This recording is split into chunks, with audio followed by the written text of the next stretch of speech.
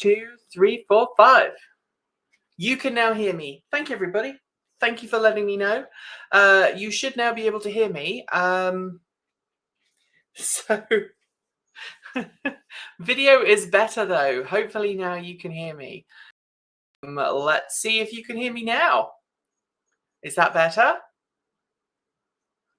As is such the challenge that we find ourselves in. Hopefully now you should be able to hear me. 1, 2, 3, 4, 5, 5, 4, 1, 1, 2, 3, 4, 5. I can see myself. Let me just re-enter the studio here.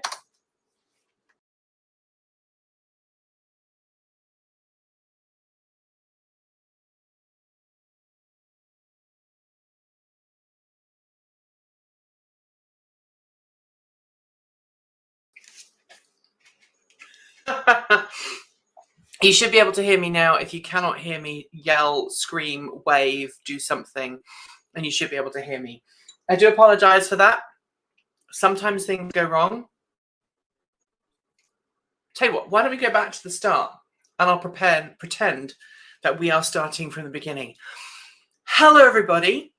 Welcome to another Saturday afternoon kind of chat between you and me and other people who are kind of inside the Transport Evolved world. Thank you for joining me. Last week, we tried doing this just as a way of looking at some of the like an addendum and a corrections for the Transport Evolved TEN News Roundup show. Today, well, I'd like to say that there are very few addendums and errata that we need to deal with.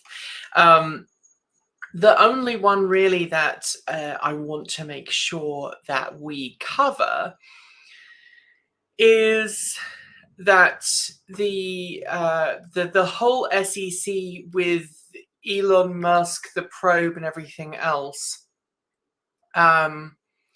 was. I said it was Kimball Musk selling shares shortly before Elon said going private at 420. That was wrong. It was actually before Elon tweeted about selling off 10% of his stake in Tesla. So a correction there. That was my fault. I was the one who wrote that story. I will take that on the chin. As far as I am aware, there are no other errata this week. If you did spot something in the show, please let me know, because I want to make sure that I actually got everything in the show correct. And, you know, this is a chance for you to talk to me about the news stories in the show and why we put them in the show and why we covered them in the way we covered them. The other thing that I feel like I want to reiterate here is there were some people who seemed upset about, well, there were two big things really in today's show that kind of got people riled up a little bit. We will talk about those in a second, but first, if you haven't already, please do hit subscribe and like and the notification bell so that you know when our next video is pushed live. If you are somebody who does have the notification bell selected and for some reason it doesn't show up, let me know. Still not sure. Siri always interrupts me when I'm doing these live streams. Let me know in the comments below if you don't get a notification, because we have noticed that people who have hit the subscribe button, who have hit the bell, are still not being told when our videos go live, and we think it's a problem with YouTube, and we need documentary evidence to turn around and give to YouTube in order for YouTube to actually see it as a problem. Otherwise, YouTube will just think that we're making up stuff. So if you are somebody who does have that situation, who is subscribed and has a notification bell dinged but then doesn't hear that we have a show, please let me know below, because it's a great way of us proving, as I say, to YouTube that there's an issue. Okay, so back to 10. So I've already talked about the investigation, the SEC investigation, and as I corrected, it wasn't Elon Musk's brother Kimball Musk selling off shares the day before the 420 tweet. It was Elon Musk's brother Kimball Musk selling off shares, $100 million worth of shares, the day before Elon then asks on Twitter if he should sell 10% of his shares. So that is the correction on that one. Some of you have asked, why are we boycotting? Why were we boycotting Texas? And you're upset about the fact that we're boycotting Texas. But the reason behind it is that we don't want to give money to a state that's pushing back the rights of so many of its citizens. And I know that there are lots of people who live in Texas who are wonderful people, who are very welcoming people, who do not believe in the policies that are being pushed right now by the legislature, even though the legislature is still pushing them forwards. And I know that Texas has some issue with proper representation of voters and gerrymandering and a whole load of other things. And I want to be clear that when we say we're boycotting Texas, we're not kind of shunning the people of Texas. We're not shunning Tesla. We're not shunning any other company that is based in Texas. What we are doing is saying we don't want to go and give money to the state, which is ultimately what would happen if we went to Texas for an event, which is interesting. Now, a couple of you saying, I can tell you right now that I did not get a notification that you were live. Subscriber for years, used to get notifications, but not anymore, says Ronan Jameson. Ronan, do me a favor, unsubscribe, unclick the bell, and then resubscribe and re-click the bell. Maybe that will help. It's a trick that we've heard people do before, and sometimes it works and sometimes it doesn't. Nikki, I'm not subscribed, and I immediately get your show appearing in my random search. I never miss any of the content you release. That is really weird, says Steph T. I mean, I'm glad that you see the content. I don't know why some people are getting it and some people aren't. So, yeah, same here. Didn't get the live notification. I did get 10. So some of you who are Patreon supporters say when we post stuff on Patreon, you get that, but you don't get the YouTube one. And I think that's showing because we have seen some issues with YouTube of late. And I don't know if there's just something weird going on with the algorithm, or if enough people have reported us for something benign or either maliciously. I don't know, but we're not showing up on people's streams. Also, I'm aware that my hair is an absolute mess. I do apologize. I have not styled my hair because it's a Saturday. So you really do get to see me behind the scenes. All right, back to the stories. So I talked about the Texas one. I've talked about the SEC one. The final one is talking about, these are all Tesla stories that upset people this week. Talking about the games console in Tesla, so the ability to play games in a Tesla. And some people felt that we were dismissing Tesla. I personally was dismissing Tesla by saying that I didn't really feel that having a games console in a car was a particularly important thing. And I would much rather that cars were cheaper and more affordable. I'm not going to apologize for the fact that I think that all electric cars, including cars like the F-150 Lightning, a vehicle that I have a reservation on, are too expensive for the majority of people. And, you know, if we want to see the world transition to cleaner, greener, safer and smarter vehicles, that means the whole marketplace, not just the top end. And so there are a huge number of car companies that are putting in features into their vehicles which might be fun, but are not really necessary. And, you know, focusing on engineering a whole load of Steam games and getting that working on a car's console, I think should be less important than ramping up production of, say, a battery cell production line to get things to be more affordable.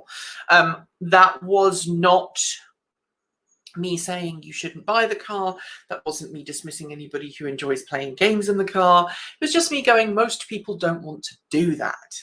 And based on the conversations I've been having with people, unless you are a complete gadget tech head, most people don't want to play games in their car because their car is a tool to get them from A to B.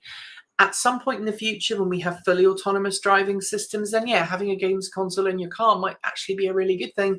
Keep the kids occupied on a long distance drive, keep yourself occupied on a long distance drive if the car is doing all the driving for you. But right now, it's the way it is. All right, so your views are as bad or worse than others, Miss Goody Two Shoes. I don't know what you mean by there. Your views are as bad or worse than others, Miss Goody Two Shoes. I don't know. Maybe you'd explain what you mean, because let's see. Benjamin, relatively recent YouTube subscriber here, and noting that I get your notifications for your live feeds from them. Great. Also, I fully support your ban of the Texas event to put the spotlight on LGBT issues there. Keep up the good work. Did you see the yoke in the new Aptera beta renders? No, I did not. Oh dear. Is there something I've missed out? I really hope that Aptera doesn't go for a yoke. I like steering wheels. There's a lot to be said for a steering wheel. It's a personal thing there. But I think, there we are. It's dangerous to have anything that can divert your concentration, says Steph T. I wrote a major paper at university on mobile phone use and concluded even talking to people in the back seat was dangerous. Yeah, I mean, I can't talk because I film. I have to film while I'm driving because I'm driving a car review. I'm doing a car review. I have to film and talk at the same time.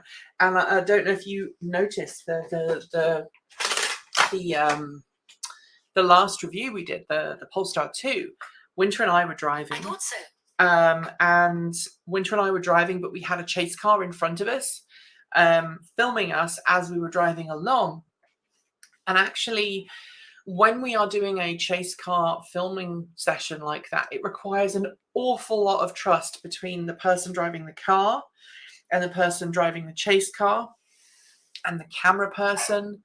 And that makes it very hard for that person to film at the same time, because you're having to look ahead and make sure that the road around you is safe, as you normally would when you're driving. You're trying to remain cogent and say things that are smart and entertaining and accurate on camera, while also making sure that you follow a set distance from the car in front, so you're not so far back that you're just a blot on the screen, or so close that if they need to brake, suddenly you're in trouble. So that does take a lot of concentration away from the aspect of driving. But I would suggest that there is something that I think a lot of people don't kind of think about, and that is how often you drive with other senses rather than just your eyes. And by that, I mean my late sister, Susan, was profoundly deaf. She went profoundly deaf at the age of about 5. And so her entire adult life, while she drove, she could not hear. And to be a deaf or hard of hearing driver is very exhausting for the driver, because they have to, everything is visually based for them at that point. All of their observation of the world around them is visually based. So they are looking in a completely different way to people who can hear, who are using audio signals from the world around them. Even if they've got the radio turned up, they're still using audio signals from the world around them to give them an idea of where they are, how fast they're going. You can tell by the wind noise, whether there are emergency vehicles nearby, by sirens or loud motorcycles going by. You can hear those. If you are deaf or hard of hearing and you have no audible cues, then everything you're doing has to be visually based. And I know that my sister used to get extremely tired after driving because she had to concentrate so much more with her eyes than most people do. Does that make sense? games are for supercharger shots. I tend to be on my phone or iPad at those times, and there is a benefit there. That if you're stopping at a supercharger site, sure, jump into a game, but unless you are a real kind of apex gamer and you do speed runs through every level on your game, I don't know about you, but when I sit down to play a game, it can take me an hour or so to get through a level because, to begin with, I'll fail it and then I have to figure out how to get through it. And then, you do you kill yourself accidentally, or you get shot if you're playing an FPS or whatever it is. And it takes a while to get through the levels. So I can't imagine that in the time you'd stop to supercharge, you're really going to have a whole lot of time to play a game. My experience of supercharging, as limited as it is that you turn up at the supercharger, you open up your Tesla, you plug in your car, you go and have a pee, maybe grab a coffee or a snack.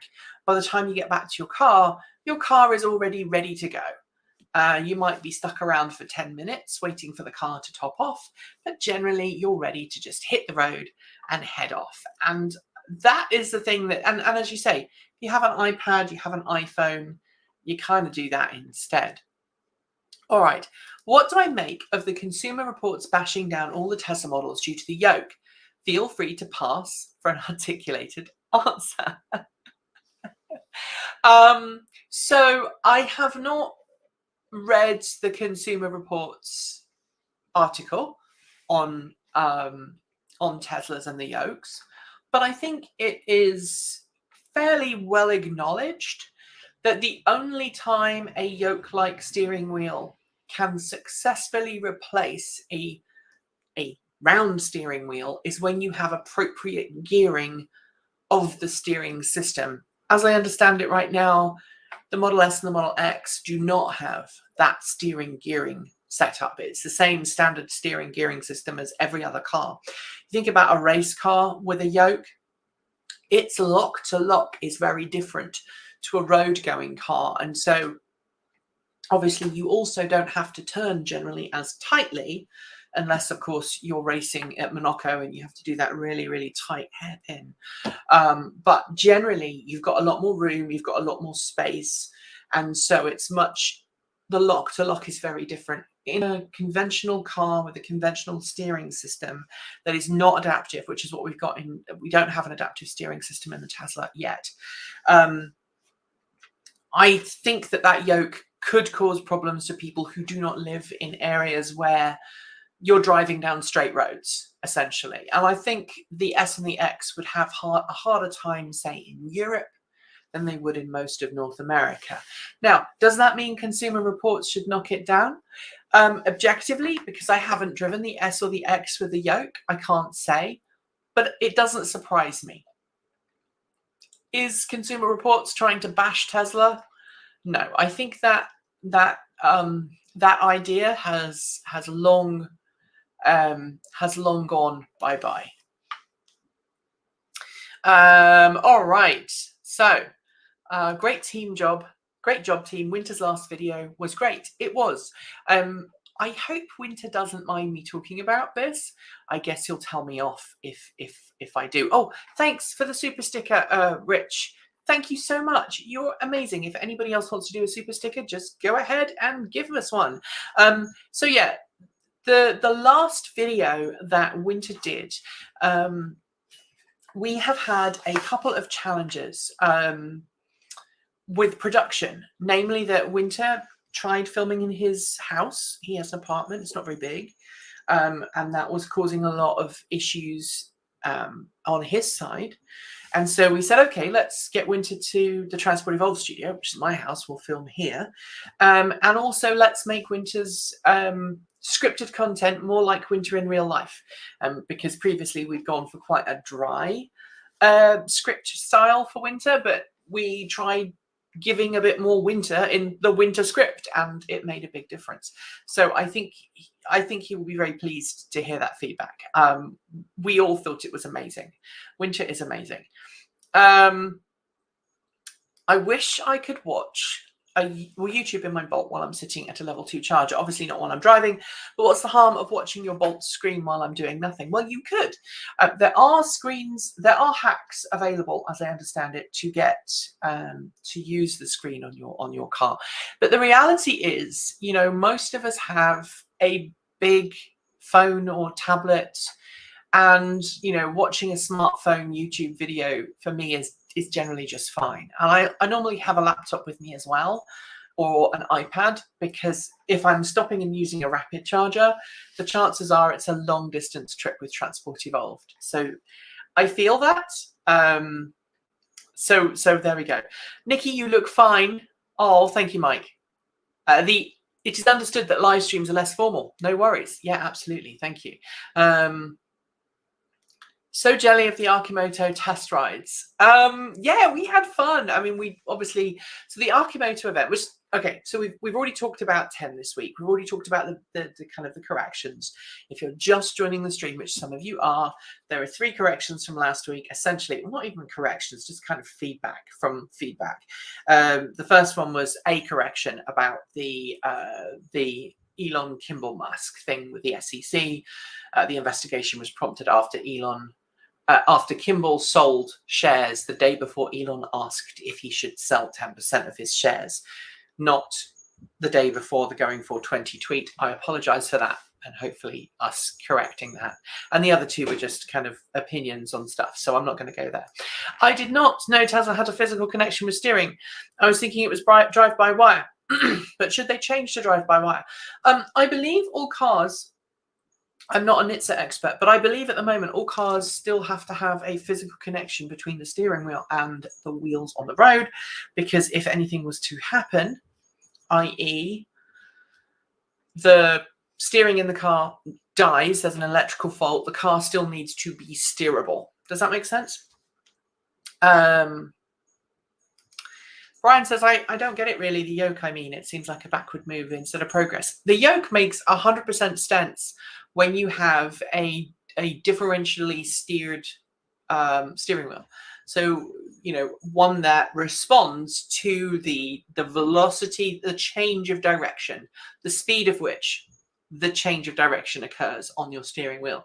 So if you move the steering wheel a little bit and it's a slow speed, the wheel will respond differently than if you're yanking it around and you're driving at a different speed.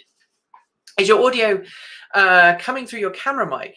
Sounds like it. Huh. It shouldn't be. Let me double check. Audio, you know what? It is. So let's do that. Does that sound better? Hopefully you should be able to hear me now.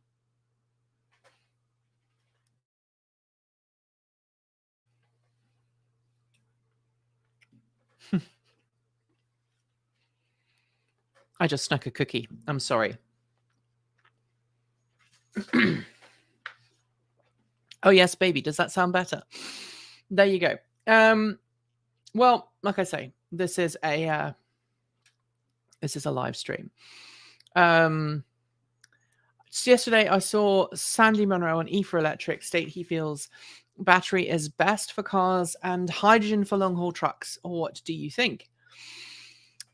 You know what I think? I think battery electric is best for cars.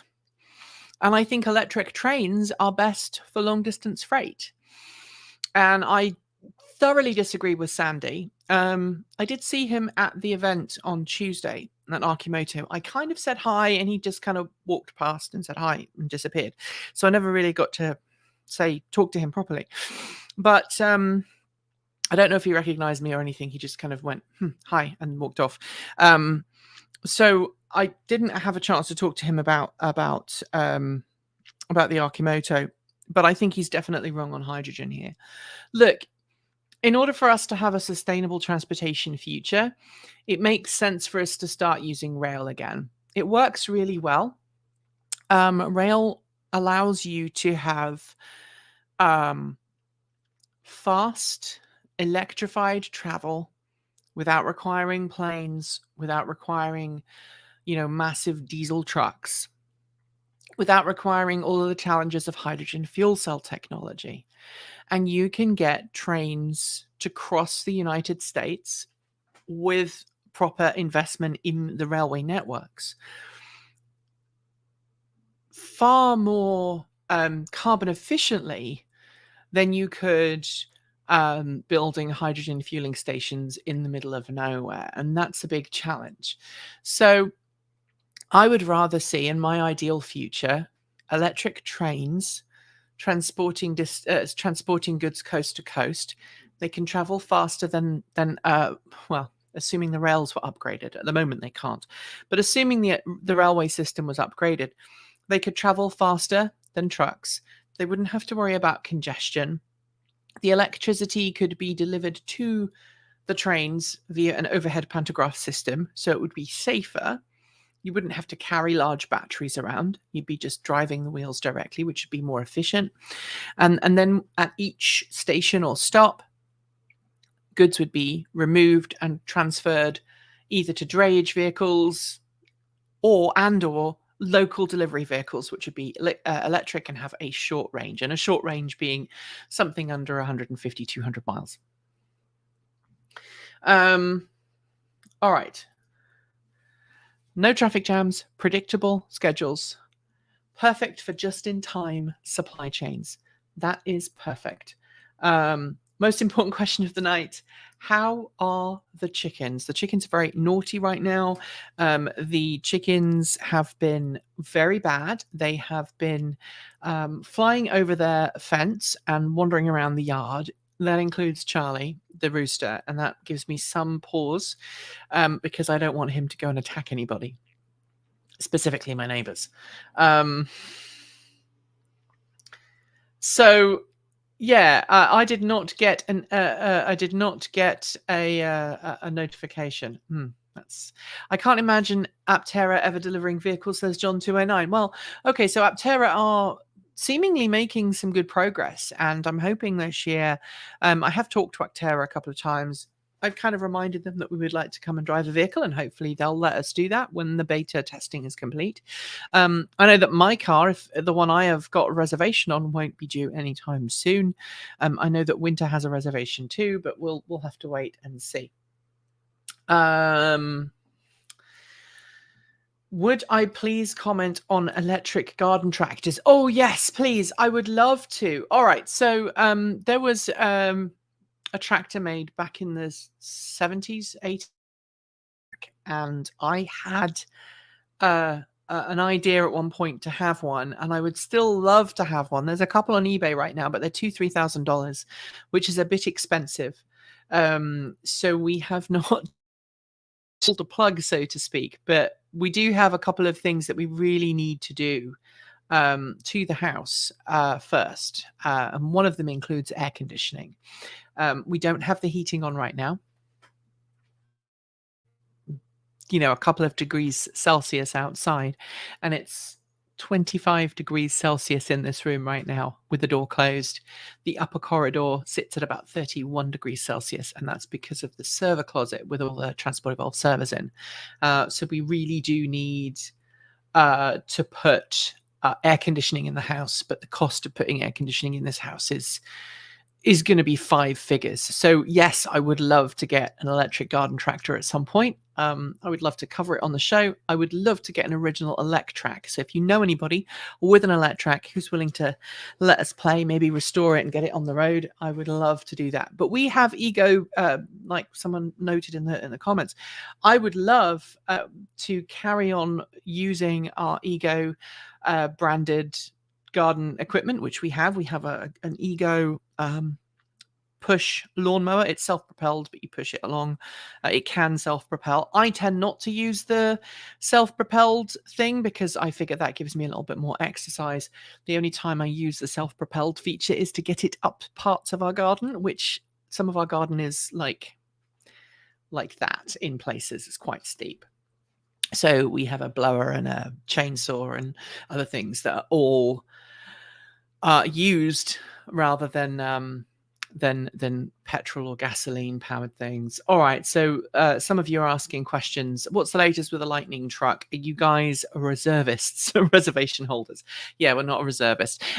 We are reservation holders. We have ordered a 2023 F-150 Lightning Lariat, and we did a whole video as to why we wanted to do that. Hello to everybody who's joining. Quick reminder, if you want to support the channel, you can do so by becoming a Patreon or by hitting the join button below. Any help would be gratefully received. So yeah, we are F-150 Lightning reservation holders. We're on wave 2. Our local dealership recently changed hands, so I have no idea where in the reservation process we are. All I know is that the reservation has been accepted, and we're just waiting for news on that. I hope that we can save up some pennies to actually be able to afford it.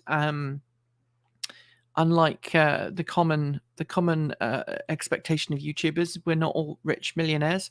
I know I'm not. So hopefully we'll be able to still afford it. We went for the Lariat because to go for the long range F-150 Lightning Pro, you need to be a business. While we are a business, we were not a business customer, which means we couldn't have ordered the Lariat, that we couldn't have ordered the F-150 Lightning Pro extended range. So then the choice was to go with the XLT, and the XLT extended range is $19,000 more than the entry level one. So that puts you at like $75,000, something like that. And if you just go for the range, which is about $5,000 more, then you get a whole load of extra features, including Blue Cruise. And as somebody who doesn't do well at night with driving and has discovered that Blue Cruise and other semi-autonomous features can really help me with fatigue at nighttime, feel a lot happier getting the truck with that. So that's where we're at. F-150 Lightning, the best battery bank going. Well, that's the other reason why we're getting it. We're going to get the Pro Power station, and that hopefully we're going to get a new. We're working on a smart panel review coming up, so hopefully that will happen. Also, as I say, we'd like to get air conditioning for the studio. We may just have to buy air conditioning for the server room, and the rest of the house will just be as it is. But we're not going to use a manual switchover. We're going to use an automatic switchover, partly because of all of the servers that we've got here that run the channel. What do I think of the Lightning, the Silverado EV versus the Lightning? I prefer the Lightning look. I think the Silverado EV it tends to be more towards a lifestyle truck, and the Ford feels like it's more of a work truck. That's my impression. I did actually get to sit in the F-150 this weekend or Thursday. I got to sit in the F-150 Lightning at the Portland International Auto Show.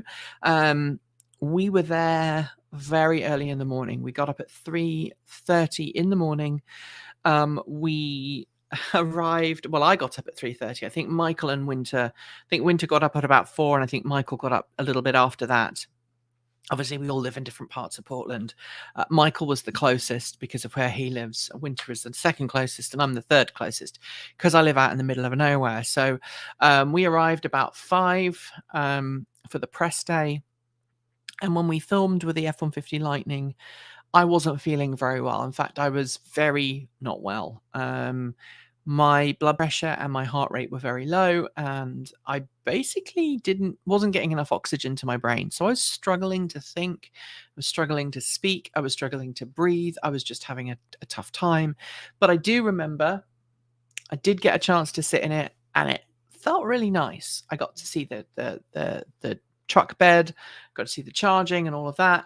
And I think it's a vehicle that I'm gonna be very excited about having. Excuse me. Karis4948 says use a mini split. Yes, we are going to use a mini split, but we have a 2,000 square foot house and we need 2 separate air conditioning systems. So one for the server room and one for the rest of the house. Because if we have them all on the same circuit in the winter time, the house will want warming and the server room will still want cooling. Saw a nice video on an interesting DIY video of a Mr. Cool ductless AC unit today. We did think about it, but after looking into the system, the needs for our house are too complicated for a Mr. Cool, easily at least. What Wayne the Fridgeman Osborne. Inverter air conditioning are a lot cheaper to run. I'm an air conditioning guy, so just ask. You know, Wayne, if you're based in Portland and you want to help us, reach out, because we'd love to see how to do that.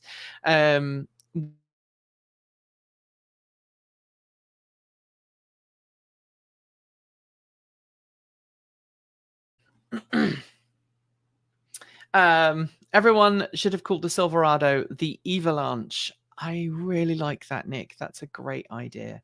That's a great one. So I had great fun at the auto show. We've done some filming for that. My camera is misbehaving. I do apologize. This I can't get no sleep. This chat is classic. I'm glad. That's the weirdest thing anybody said to me. Yeah. We've got portable ACs. So that is one that we do already have. But you know, up until this point, we've run with portable ACs. But long term, we do need to get something a little bit more sustainable and permanent, because we've now got 2 people in the house, and I can't ask an employee to kind of sit by a window unit as the bugs get in on the outside. Yeah. Transport Evolved. There are electric cars and a few amphibious cars, but what about electric amphibious cars? I don't know of any, but now you're getting me thinking. I'm sure someone will convert one at some point. Yeah, so the auto show, as I was saying, what happened with the auto show was we got up really early. We were given access between 5 a.m. and 10 a.m. And we were able to look around and see everything that was going on and see all the cars before the general public were allowed in. So that meant we were able to film the F-150 Lightning, the F-100 Illuminator, which we didn't get to sit inside, but we did get to do a piece on it. The Kia EV6, the Nissan Aria, which we also got to sit inside. The BMW iX, the BMW i4 M50, and what was the other one? Oh, yes, the Toyota BZ4X, the latter of which Toyota's reps would not let anybody inside, which was kind of weird because all the other car companies, before the doors opened at 10, were like, if you're press, be my guest, have a look, take photos, take video, show this to your audience, to your readership. Toyota was, nope, this is not allowed to be opened under any circumstances. We had to kind of pester them to let us move the stanchions so that we weren't filming with a stanchioned car. But be that as it may, hopefully we'll get some time to look at that car at some point in the future. It was frustrating. Aria, is it lush? Winter was the one who looked around that car. I was helping with the filming on that, and yeah, it seemed like he really enjoyed it. It's interesting. All the cars coming to market have all got a very similar dashboard. You know, they've all got the sweeping digital display. They're all quite samey in that regard. The Kia EV6, the Aria, the BMW iX, they all have that same kind of dashboard and display, and that's interesting, really interesting to see. Is any car company going to make reasonably priced cars? And it was one of the frustrating things of the auto show.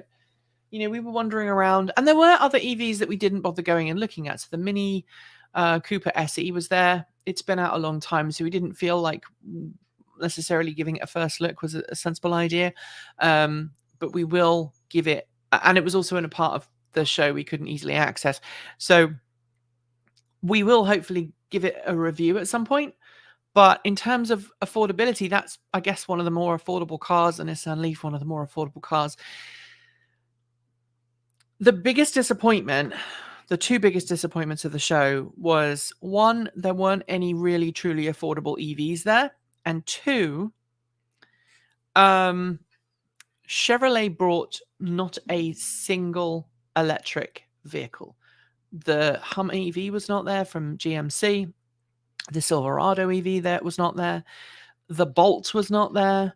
There was no electric Cadillacs. There were no electric Buicks. No electric cars from General Motors at all.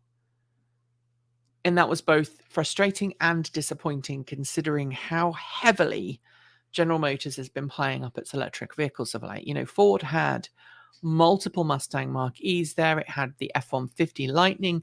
It had the Ford F-100 Illuminator custom car, you know, celebrating its crate motors.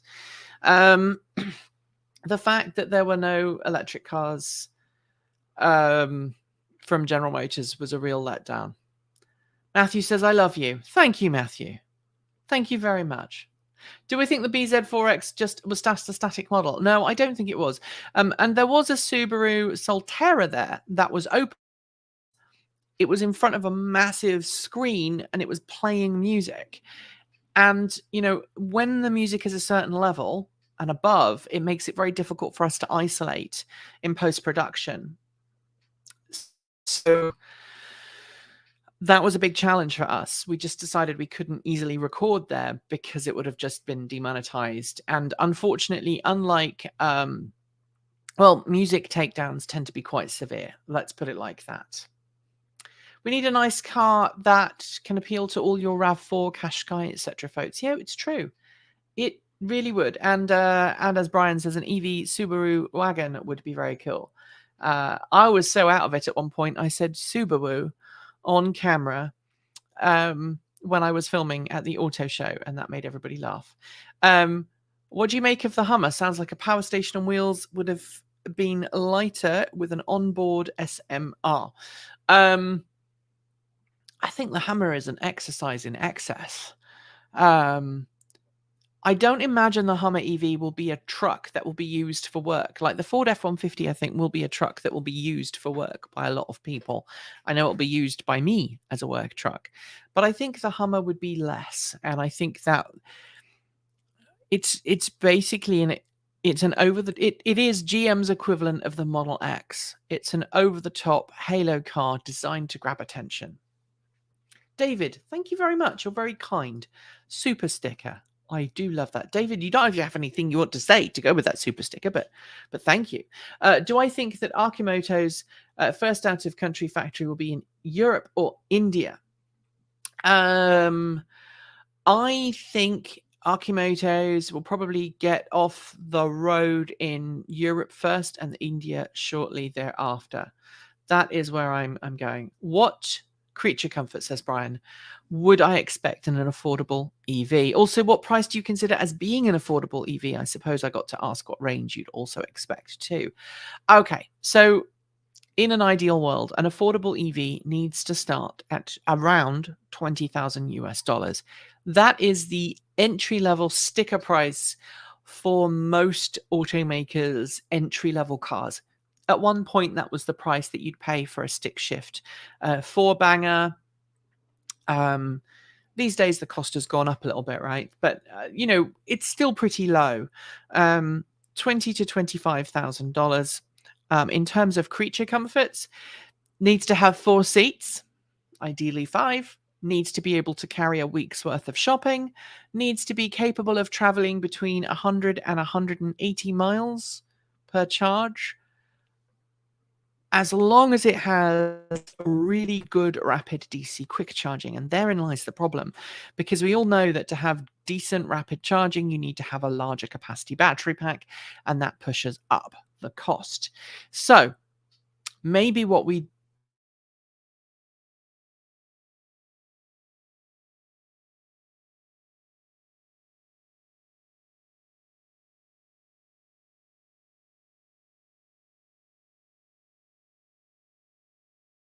battery pack, effectively 2 battery packs in one vehicle that can supplement range on longer distance trips and allow you to make 200-mile range trips, maybe 250 or 300-mile range trips. You don't use it every day, but it's there and need it. That would be kind of like an ultimate there. There was a puppy sighing, and I thought the puppy was inside this room, but he's actually outside the door. He wants in, but we're streaming, so no, he'll be good. He'll be fine. So that's my answer on that. So those are all the things that we've been up to this week, and so I'd love to know. I would love to know how many of you would love us to do more stuff like Kate's been doing with Rebooting Rebecca. And I don't know if any of you have watched Rebooting Rebecca. I know the numbers are not quite as high as they are for some of the other videos. Do we get to see the puppy? Okay, I'll go let the puppy in.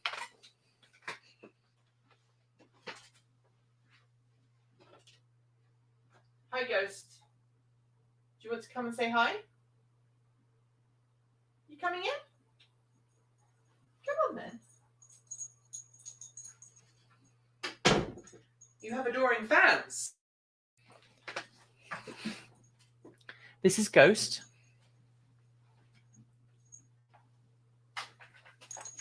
Oof. This is Ghost.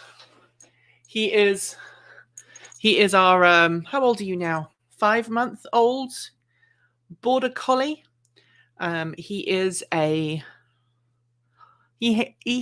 slate tricolor collie. So he has slate markings, grey and white rather than black and white. And he also has, as you can see right here, he also has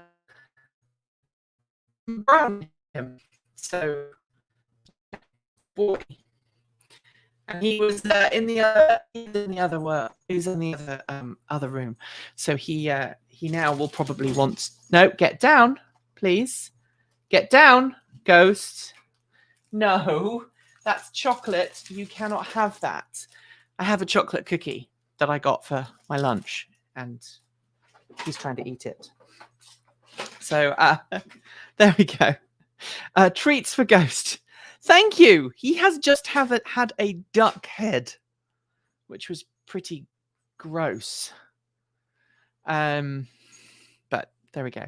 Why do border collies only come in when they are asked if they will, not commanded to? Border collies are just a bit like that. Where did his name come from? Ghost's name comes from the fact that he is he's not a black and white border collie. He is a grey and white border collie. And so, oh, big boy. And so, he's like, he disappears into the mist. And he has very piercing eyes as well. He's also turned into being he's also turned into a bit of an not escape artist per se, but he gets into things that you wouldn't expect him to get into. Right, mate?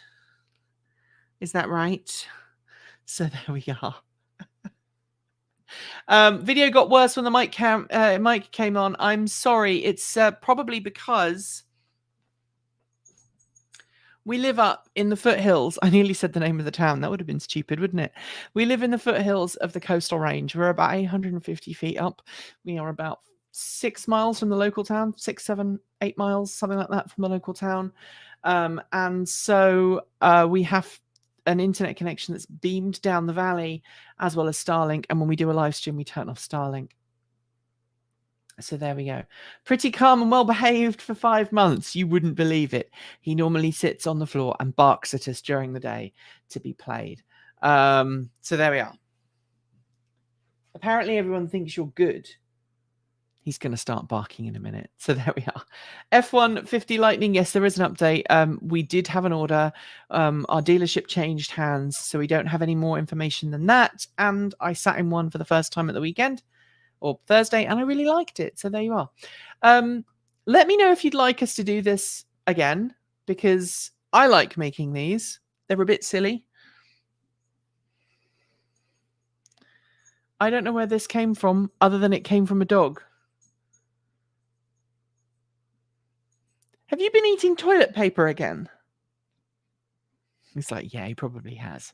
All right. Are there Starlink upgrades available for my area? I'm sure there are, but they'd be pretty expensive.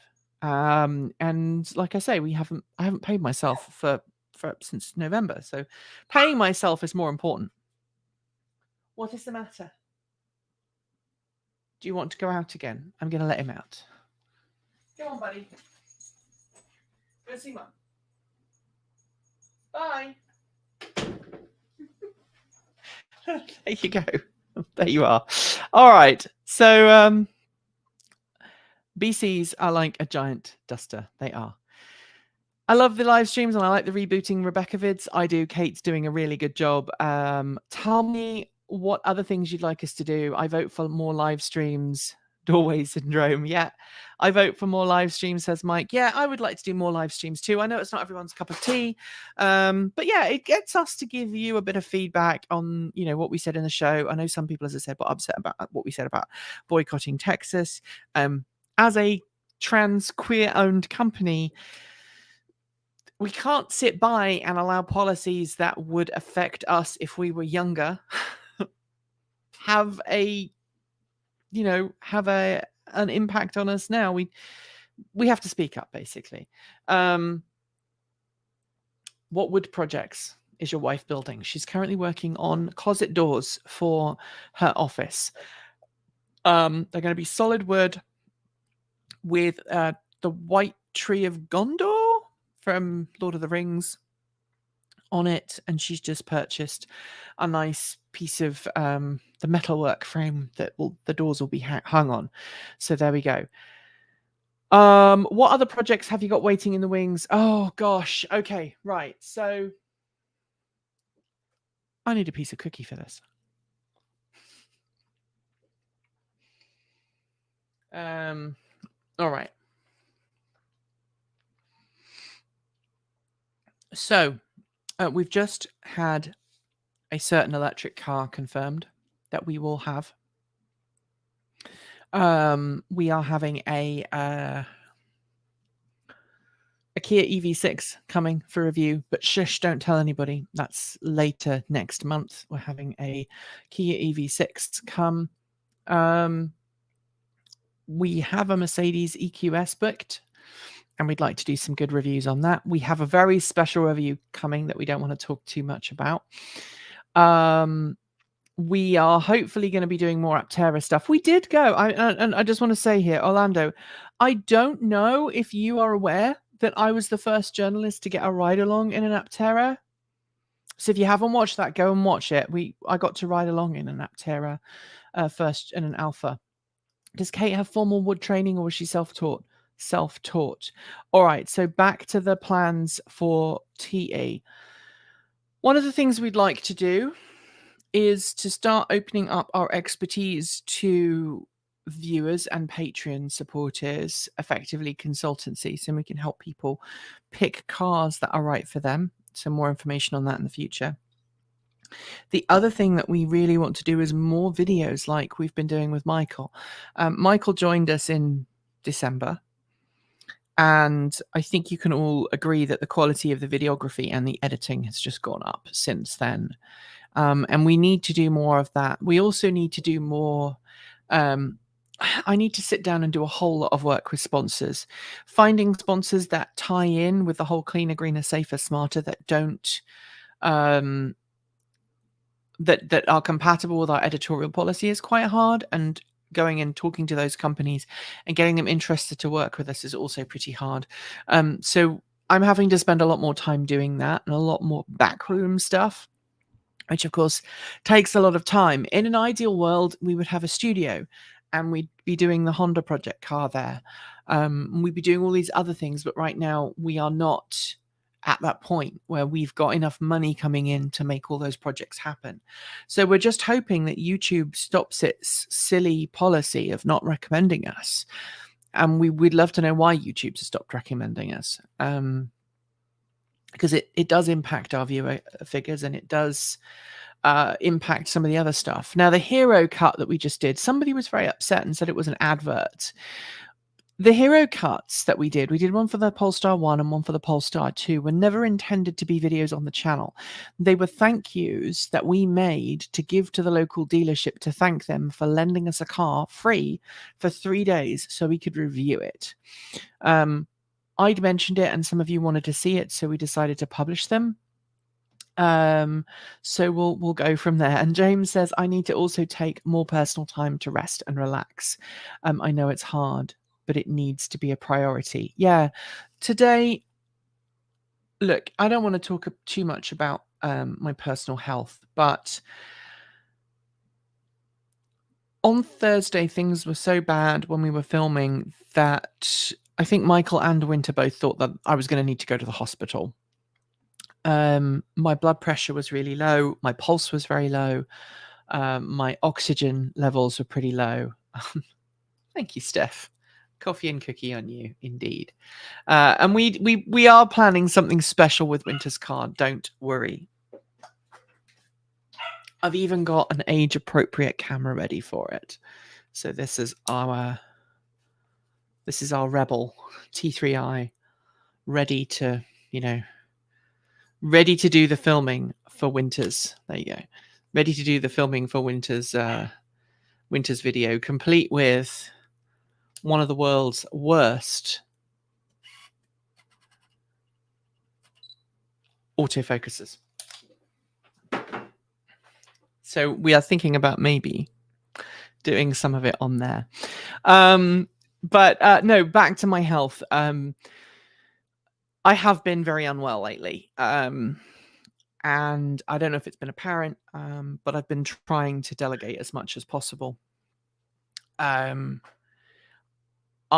have a very rare heart condition, and the medication that I am on is designed to slow my heart.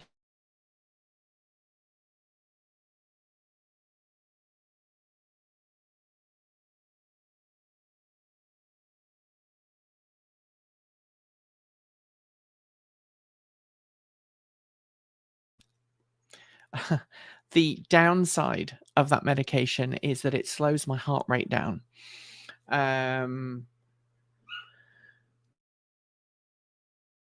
In order, I apologize for the glitchy connection and the barking ghost. In order for me to have a healthy and safe heart rate, I have to be on medication to slow my heart rate down.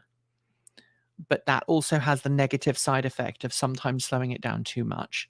And that means I end up being very lightheaded. I end up getting pins and needles in my hands and feet, and I just struggle. Is pretty hard. And as a side note, on Thursday I spent most of the day bradycardic. My pulse rate was down into the 50s, even when I was moving around and doing things, which had the side effect of making me feel very lightheaded and short on breath. It was not pleasant. Before I started that medication, by the way, my resting heart rate would regularly be 70, 80, 90 beats per minute. And if you remember me back then, I was a lot slimmer because I wasn't on medication that slowed down my heart rate. So it's a choice, right? I have to choose between having medication that can stop my heart from getting a dangerous arrhythmia that could cause me to die, or I can choose to be off the medication and have a heart that doesn't beat so slowly that I struggle with exhaustion pretty continuously. I'm tired all the time. It's the way it is. It's one of the reasons why I don't own a motorbike anymore. I'm allowed to go out and review motorbikes. So if we have a motorbike on review, I can still ride it. I just have to ride it at an appropriate time in the day, when I know I'm not going to be super tired, when I know there's other people around, when I know that it's safe to do so. But I don't trust myself on a motorbike at nighttime. Just like I don't trust myself behind the wheel at nighttime either. And the only time I do drive at night is if I've got somebody with me. So yeah. That's the way it is. But yeah, I'd love to do more projects. I've got so many things on the back burner that I just haven't had time to do. But we can't do that until we bring in more income and we bring in more support. As I think I said, and I think now is an okay time for me to say this. So before Christmas, we were working with a sponsor who's based in Ukraine. If you watch the channel, you can probably figure out who that sponsor is up there.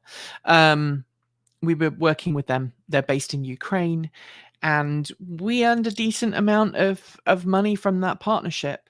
and we've been waiting for that money to come through. But of course, now Russia has invaded, and so the chances of us seeing that sponsorship partnership money is probably slim to zero.